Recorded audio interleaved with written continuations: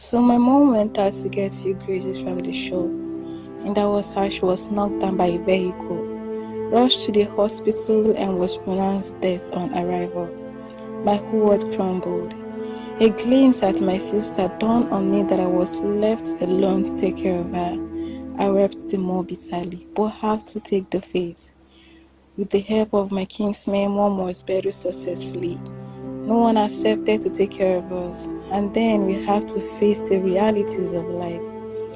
We managed to gather little funds from helpers and decided to buy and sell so we can make profits out of the money. Few years passed, hawking pure water alongside with my kid sister just to put food on our table and make ends meet.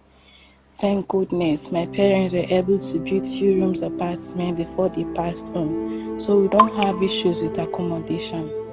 Time came and passed, we were able to raise more money, so I decided that my sister would go back to school. She was so excited when I told her the decision. My kid sister was 10 already when she went back to school. She had to continue from primary 3 because that was where she stopped before mom died. She was such a brilliant girl and always take first position in a class of 30. Sadly, one day my sister was coming back from school and noticed a guy continuously walking behind her to every corner she takes. Suddenly, he walked faster and closer to her, greeted her and asked her a few questions.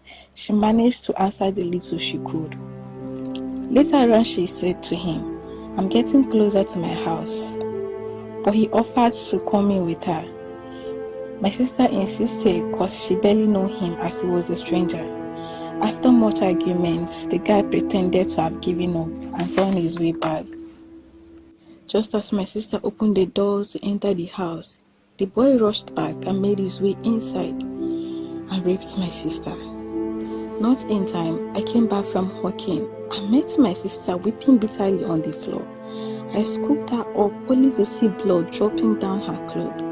"What happened?" I cried. She managed to narrate what happened and then the description of the boy. I rushed out immediately to shout for help and see if the boy can be apprehended. The boy was nowhere to be found. Few months later, my kid sister became pregnant. How do I handle this?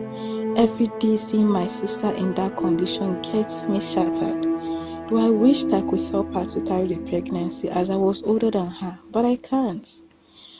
One day on our way to antenatal, a good man saw us passed by and was touched by my kid sister's condition. He asked how it came about and we narrated everything to him. He was touched by it and decided to take her to a better hospital. Scan was done and my sister was carrying twin. Series of tests was carried out too and it was discovered she was HIV positive. I wept bitterly. Wanted to lay a curse on the boy that did that to her, but I had to give him up to his judgment. 9 months already, although we were booked for CS. At midnight, the bed was wet with water. I tapped my sister to see if she unintentionally peed on the bed, but I discovered it was the baby's water that broke out. Though I knew this because we were given orientation during the antenatal. We prepared our bags and waited for dawn because it was still late at midnight.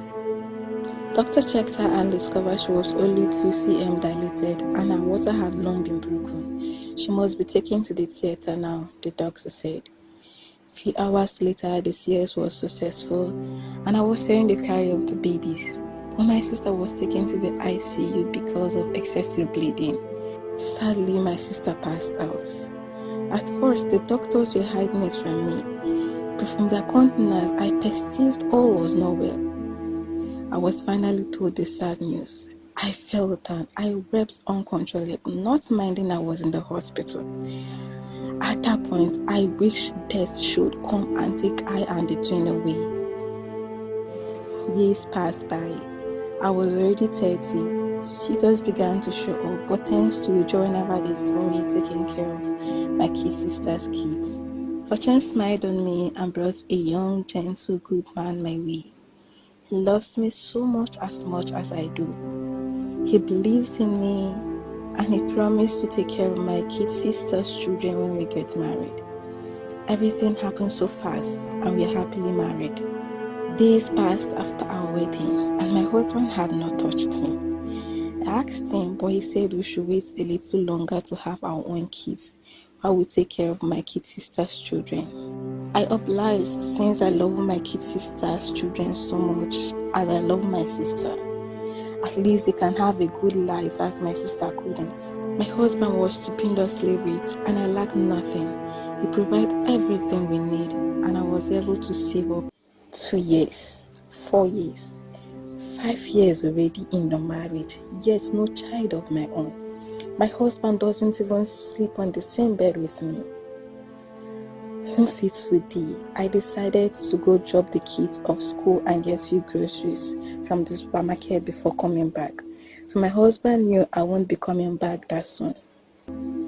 So on getting to the school, the form teacher was apologizing for not being able to reach out to me before time to inform me that school would not hold because of some issues that came up. So I decided to bring the kids back home before going back to get the groceries. Just a step later, my husband was having a conversation with someone on the phone. He said, and I quote, "She thought I married her to come and enjoy the wealth. She doesn't know how it came about. Today will be their last day on earth as Grandmaster will have enough to eat while I increase in rank. Don't worry, I will start with my wife first before the kids. I know how I will handle this guy, don't worry." He ended the conversation. Without hesitation, we turned back and headed to the airport to take the next available flight to any state. We stayed in the hotel for a few weeks and got an apartment. I blocked my so-called husband in all platforms so he could not reach me. A few weeks later, I saw his obituary on social media. In no distant time, I got scholarship to study abroad. My dream come through.